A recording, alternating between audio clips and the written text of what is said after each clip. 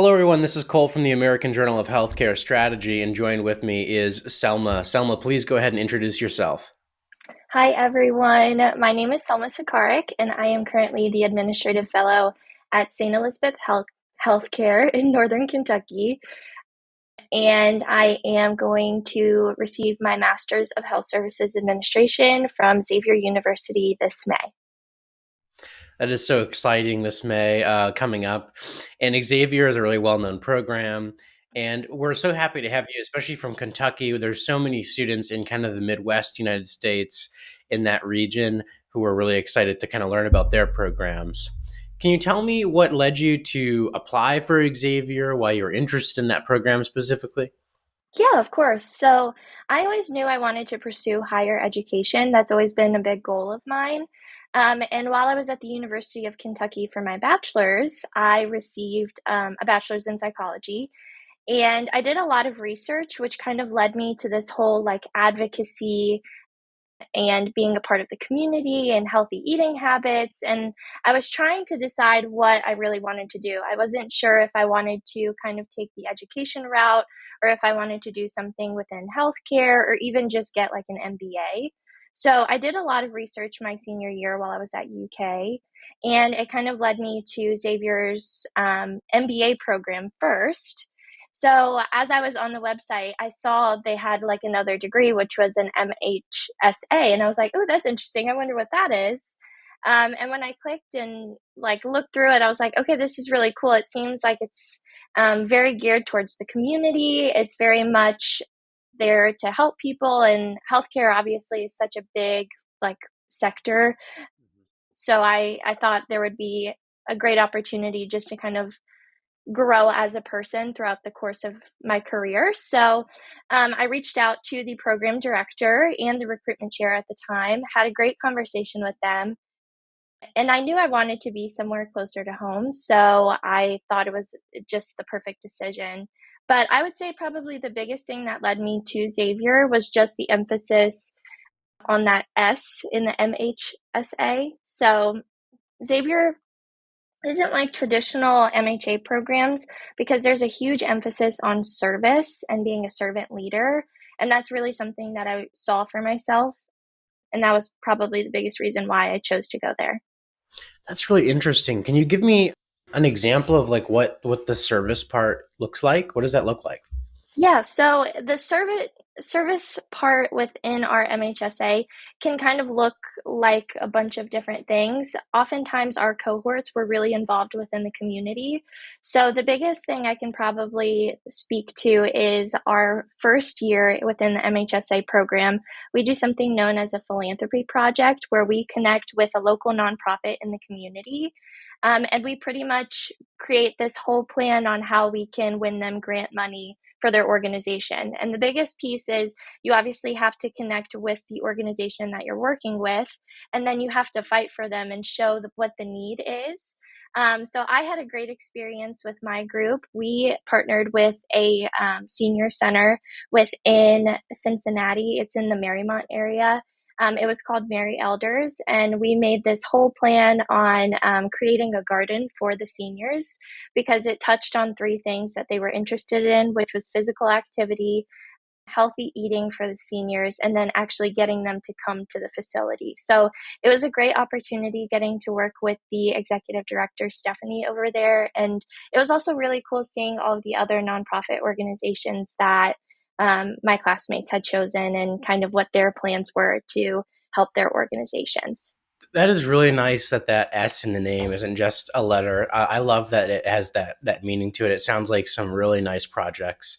Oh, And yeah. hopefully, I'll have to start asking other MHSA graduates from Xavier what some of their projects were because I didn't even realize that was a thing. So that's really incredible. And Yeah. then after your or I guess not after your undergrad, but during your MHSA, you worked for the workforce initiatives. You were a workforce initiatives intern at the Health Collaborative. What Yes. was that like? What is the Health Collaborative? Can you just share a little bit about that? Yeah, of course. So the Health Collaborative is an amazing organization. It works. So the best way to describe it is Cincinnati and Northern Kentucky is a very unique part of the country because we have so many health systems within like a 20-minute like distance from each other. So the Health Collaborative serves as one of those organizations that kind of brings all of those big CEOs together. And we sit down and have conversations on how we can, improve workforce within the community, how we can create different pipelines and just look at like data and healthcare and all different types of things. So a lot of the organizations within this area work alongside the Health Collaborative. So I was very fortunate to work on a team of three, which was awesome. So I served as the Workforce Initiatives intern. So I worked alongside another one of my Xavier cohort members, Grace, who's currently at the University of Kentucky as an administrative fellow. And we had our boss, Helena. So we would help Helena create this program known as the TAP Health Summer Academy. So there were three programs. There was TAP MD, TAP Healthcare, and then TAP Nursing. And through those programs, we would take the students who were typically juniors in high school, and we would take them through different health systems and different healthcare facilities just to kind of expose them to all of the options that they have in healthcare, which is really great. And it was an amazing like summer. We learned so much just about like workforce issues in the area. We got to see a lot of statistics on the openings and just kind of what's going on. And one of the really cool things that we were able to kind of see happen during our time with the Health Collaborative was Cincinnati State is a local like community and technical college, and Cincinnati State was approved to have one of the first BSN programs in Ohio, which was really cool to see. That is awesome. Yeah, so Yeah. again, like that service mindset really is showing itself here. And we need to get these high school students interested now because of the shortages that we're already facing. So Oh, yeah. I think that's incredible. I was just kind of soaking that in. That was really interesting. And then, so then after that, I know Xavier, I think is one of the programs that requires you to do a fellowship, right? Yes. Okay, excellent. And then, so you were applying for fellowships. How many did you apply for? And then how many, choices did you have? And then why did you choose St. Elizabeth? So the whole fellowship process, I'm going to be so honest, was very, very daunting to begin with, just because when you join an MHSA program or an MHA program that requires a fellowship, you know you're going to be competing with your classmates. So that's something that you have to take into consideration. But I think I remember I applied to about 11 or 12 fellowships. I applied to almost every fellowship. I think the only fellowship I applied to within our area was St. Elizabeth. So all of the other fellowships were kind of spread across the United States. So I tried to keep a good, diverse portfolio. I applied to academic medical centers, community hospitals, children's hospitals. And I think when I was going through the fellowship, I was really interested in finding something that would match what I was looking for. I wanted to have a lot of different opportunities. I wanted to be put in a spot where I would be able to be challenged, but not to the point where I wouldn't have like assistance if I needed it. And I think that's the best part of a fellowship. You're supposed to learn and grow and make mistakes. And I feel like as I was going through the recruitment process, it was really easy to weed out which organizations I couldn't really see myself with. And I know one of my professors, D. Ellingwood, he's since retired, but he gave us great advice when we were looking at the fellowships. He said from the beginning, you want to find somewhere that you don't have to pretend to be something you're not. And I took that into great consideration going into this. And when I was looking through them, I was really focused on like the mission, the vision, and just the program structure. So I didn't want to be in a 2 year long fellowship. I knew that, but I did end up landing a fellowship that was 18 months, which I mean, not as bad, but I thought it would give me 6 months to kind of go through everything. And then I would have the year to kind of work on different projects and solidify where I see myself going. But the biggest reason why I chose St. Elizabeth is just because it felt right. And it was through the conversations I had the questions that the executives asked during the third and final interview were so meaningful. And it showed that they were actually looking at my resume and they were looking at my personal statement. And I'm very grateful for the previous fellows, Reagan and Keyshawn, for their guidance throughout everything. They were so welcoming. And I feel like it felt like the right choice. I knew instantly almost. That's excellent and good for you on being able to make that choice and have that great experience. It's so challenging for so many of the students. I know, like you said, the fellowship process, it can be competitive, it can be stressful. So I'm really happy you were able to find a spot that you enjoyed. And then what has it been like? So you said it's 18 months, you're 10 months in, so a little Hmm. bit more than halfway done. So Yes. congratulations on that. And then how has it been? Have you been learning a lot? Has it been really challenging? What's it been like? It's honestly, I'm not even gonna lie, it's been the best like 10 months I've ever had. And I'm very, very fortunate to be with the organization that I'm with. I just love everything that we do. So, first off, my preceptor, she's amazing. She's the Vice President of Government Relations and Planning. Her name is Roseanne, and she is just a powerhouse. She is one of the most like nicest people you will ever meet, and she's very passionate about her job. Obviously, she works in the government relations space, so she's often in Frankfurt. And with the recent acquisition of our Dearborn location, she's now kind of between Frankfurt and Indiana or Indianapolis quite a bit. So she's amazing.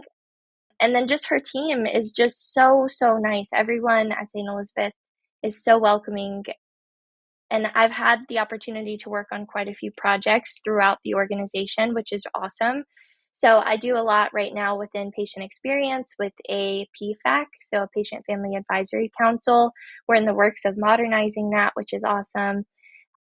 I'm working within the marketing department to market our new Dearborn Cancer Center. I work within the community on a bunch of different projects. So we had this big mental health summit held last year, sometime in, I want to say in August or September. And we've been working with other community partners to kind of tackle the issue of mental health within the region, which is a lot of work, but it's definitely very meaningful work. And it's been an amazing process.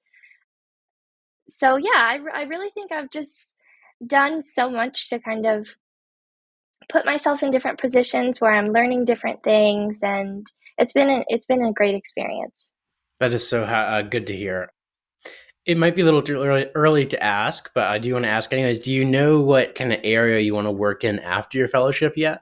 Yes, so I have found a great love for community outreach, health education, different things like that. And I'm actually really excited because I've spoken with my preceptor about this, and I think that there should be a job lining up potentially within the community outreach space. I'm not 100% sure yet. I don't want to get a little too excited, but that's kind of where I see myself working.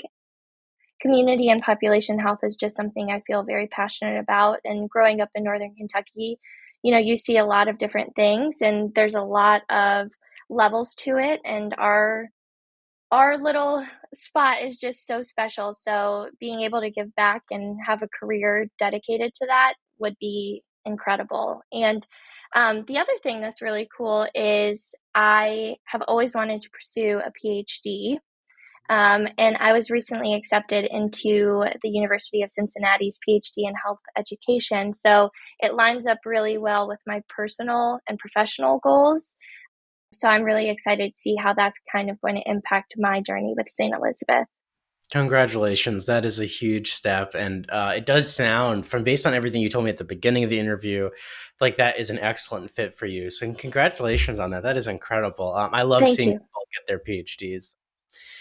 I think it's really important that we, continue to try to gain education, especially in the administrative space. And so, another thing is that, so you do want to stay with St. Elizabeth then after your fellowship.